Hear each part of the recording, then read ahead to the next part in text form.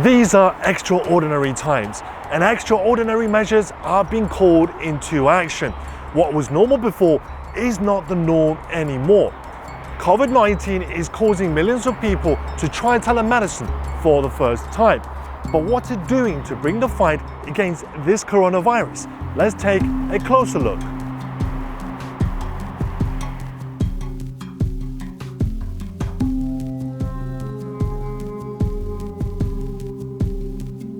Telemedicine is changing the way our healthcare is being delivered to us, and Beijing-based China-Japan Friendship Hospital is one of a few rewriting the rules in China.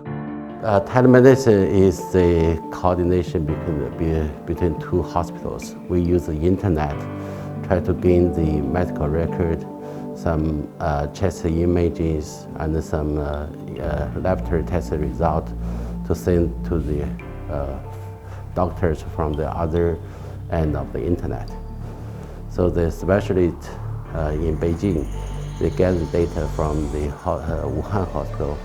Then we can know what happened to the patients. They can give the advice to the doctors in Wuhan to treat with the coronavirus infection patients. During this pandemic, the hospital has sent something like 160 specialist doctors from multiple disciplines to China's epicenter of COVID-19 outbreak in the city of Wuhan. But for treatment and diagnosis, telemedicine is proving just as important. Actually, we are using the internet telemedicine systems, try to connect with the teams in front lines and to our hospitals, so that we can invite more doctors to join to the medical teams. So you talked about you are in charge of telemedicine, for example, at this hospital, and you're supervising other people at other hospitals who are involved in telemedicine. So, I mean, how many people are you working with at the moment, or how many hospitals? During this period, it's about 1,400 hospitals join our 12 sisters, and it's about 30 specialists who is special working on the coronavirus. Telemedicine is part of China's emergency response to COVID-19, especially when it comes to deploying much-needed medical resources to provinces and cities across the country that need it the most. Meanwhile, as demand for telemedicine continues to grow rapidly, it's also stretching across international borders, and companies like the Borderless Healthcare Group, which operates out of China among other countries, is taking it one step further. So we feel that today the telemedicine platform needs to be number one, gadget agnostic. That means it needs to work on a smartphone as well as it needs to work on a big screen, a telepresence, a TV. It needs to work on a hologram. It needs to work on a computer. It needs to work on a tablet. And Dr. Wei's focus is about bringing telemedicine's clinical services to communities and into homes, especially when millions are now depending on telemedicine because of the high risk from COVID-19.